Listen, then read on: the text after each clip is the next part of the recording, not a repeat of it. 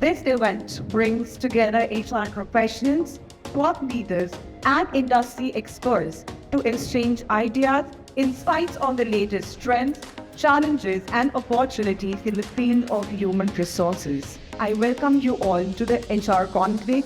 Let's make it more memorable and a productive experience. Somewhere automation would replace human asset from the organization.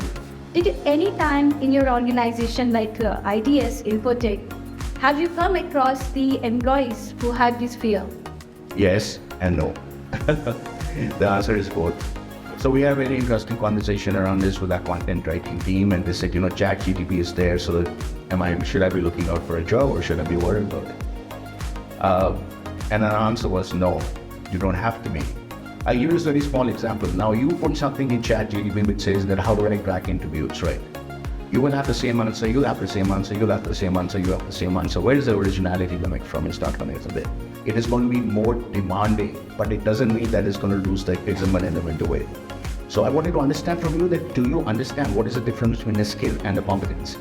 A skill is something that you can do. For example, you could be very good at Excel, you could be very good at Power BI, you could be very good at analytics, you could be very good at software solutions.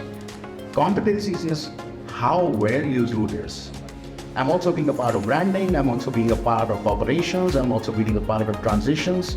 So the whole idea is keep on constantly cross-skilling yourself, upskilling yourselves. Like Steve Jobs said, stay hungry and stay foolish.